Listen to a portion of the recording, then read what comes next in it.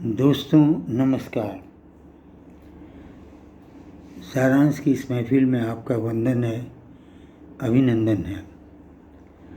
दोस्तों, नेहरू गांधी राजवंश इस देश में एक शाही परिवार रहा है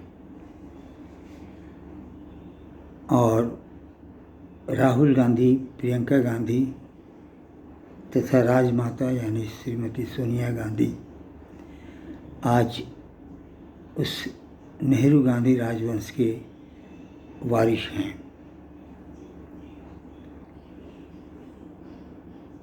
ये शाही परिवार आज भी अपने परंपरागत तरीके से जीता है, जबकि बाहर की दुनिया, बाहर के समाज में बहुत परिवर्तन आ चुका है। इसलिए कहीं कहीं थोड़ा मेल नहीं खाता।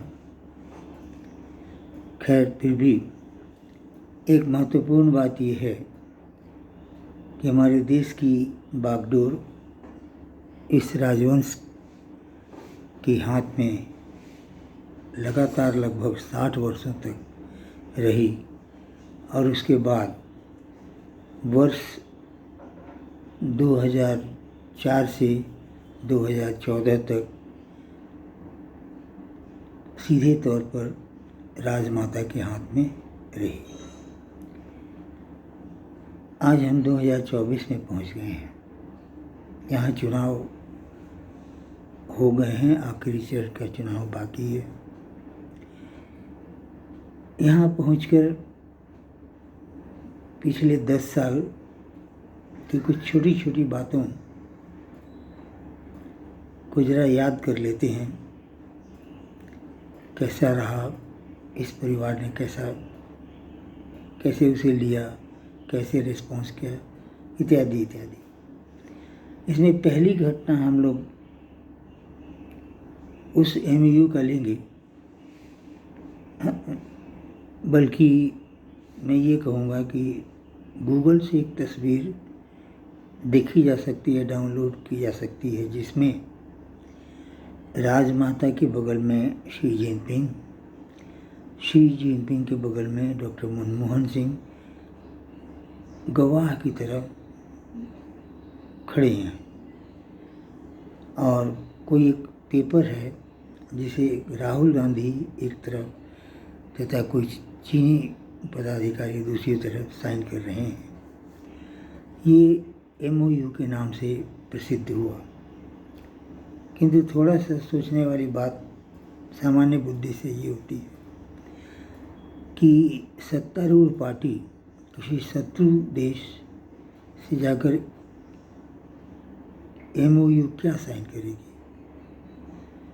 लेकिन जो भी हो, उसके बाद थोड़ी सी चूक ये हुई कि संसदीय परंपरा का निर्वाह नहीं किया गया, जिसके अनुसार एमओयू को संसद की पटल पर रखा जाना चाहिए था, किंतु ये हो न सका। अगले बिंदु पर चलते हैं।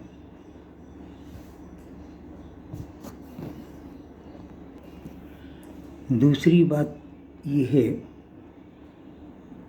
कि राजमाता ने संसद का दुरुपयोग किया,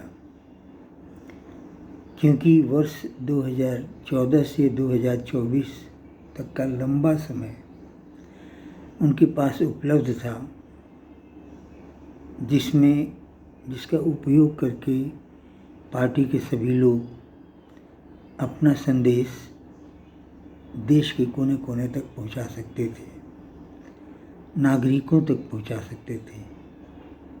किंतु इस पूरे 10 साल के लंबे समय में उन्होंने कोई रचनात्मक कार्य नहीं किया, कोई महत्वपूर्ण भाषण नहीं दिया, कोई ठोस योजना नहीं प्रस्तुत की, बल्कि सदन में हंगामा किया जाना, सदन की कार्रवाई बाधा डालना, तख्तियाँ दिखलाना, नारे लगाना और वेल में जाकर काम रोको के लिए हंगामा करना तथा वॉकआउट करना, यही सारे काम किए गए।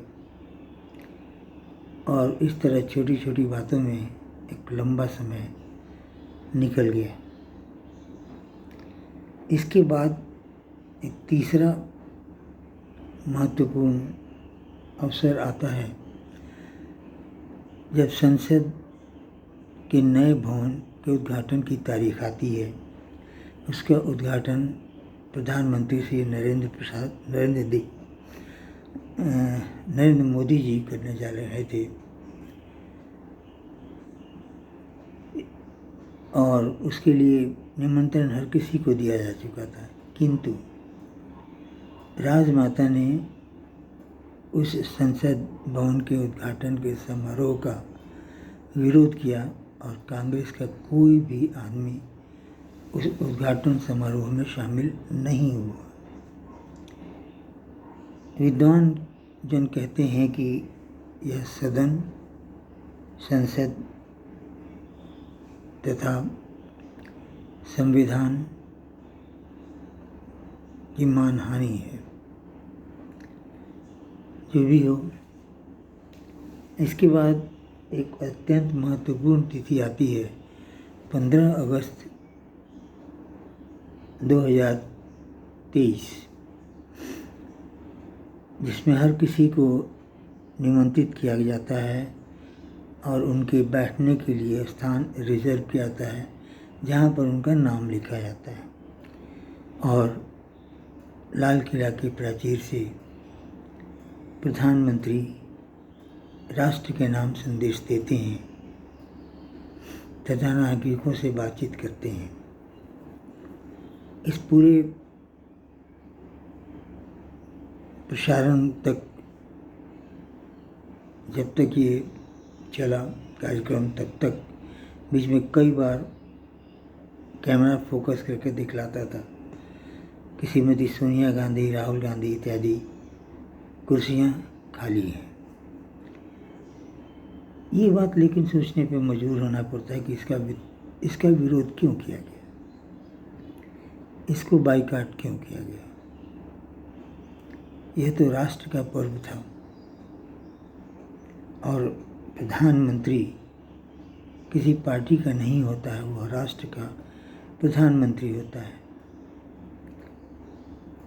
और जानकार लोग तो यह भी कहते हैं कि इस तरह की अवमानना गंभीर अपराध माना जाता है तथा यह राष्ट्र की संप्रभुता का मजाक बनाना भी समझा जाता है। खैर चलिए, कहानी हमारी आगे बढ़ती है। एक मीटिंग जो विपक्ष की पार्टियों ने मिलकर इंडी अलायंस यानी इंडिया बनाया था, उस इंडिया के प्लेटफॉर्म से उदयनिधि स्टालिन ने सनातन को निर्मूल करने का आह्वान किया। इसे डेंगू बीमारी का नाम दिया तथा इसे समूल नष्ट करने के लिए आह्वान किया, किंतु राजमाता ने इस आह्वान का विरोध नहीं किया, न उस समय न फिर कभी बाद में। लेकिन लोग कहते हैं बड़े शहरों में छोटी छोटी बातें होती रहती हैं, शायद कुछ ऐसा ही है। किंतु इस सनातन के अपमान के बाद एक अवसर आता है जब राम मंदिर के उद्घाटन का निमंत्रण राजमाता के हाथों में मिलता है। कुछ दिन की चुप्पी के बाद पार्टी द्वारा यह कहा जाता है कि चूँकि यह भाजपा का एक कार्यक्रम है, इसलिए हम इसका बहिष्कार करते हैं तथा इस निमंत्रण पत्र को अस्वीकार करते हैं। इस घटना ने पता नहीं कितने लोगों के हृदय में कितनी वेदना उत्पन्न की होगी। किंतु मैंने देखा है प्रमोद कृष्णन के हृदय में सब बहुत अधिक वेदना हुई। वो बेचैन हो गए। वो कहते थे कि क्या किया इन लोगों ने। राम इस धरती की आत्मा है, राम इस भारत की मर्यादा है, राम ही ये देश है, राम ही ये धरती है। इसका निमंत्रण ठुकरा दिया, ये करके बहुत महापाप हुआ। किंतु अफसोस प्रमोद कृष्णन हो या राष्ट्र के हिंदू अफसोस करें, कहानी आगे बढ़ती है और सबसे खतरनाक मोड़ पर आती है, जहां राहुल गांधी ये घोषणा करते हैं कि अगर मेरी सरकार बनी तो राम मंदिर के इस सर्वोच्च न्यायालय के फैसले को हम सदन से उलट देंगे, सदन में ले जाकर इसे उलट देंगे। ये कितनी गंभीर बात है, शायद राहुल गांधी नहीं जानते। वो नहीं जानते कि कितने बड़े तूफान को, कितने बड़े संहार को वो आह्वान कर रहे हैं। क्षमा कीजिएगा, संहार नहीं करना चाहिए मुझे, किंतु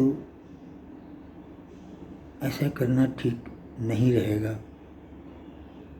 किसी के लिए भी नहीं, इस देश के लिए भी नहीं। तो ये रही छोटी छोटी बातें जो राज परिवार की तरफ से और जनता के बीच में हुई या की गई। अब इसका परिणाम, इसका प्रभाव या इसका प्रकार आपके निर्णय का विषय है। हमें आज्ञा दीजिए। धन्यवाद। नमस्कार।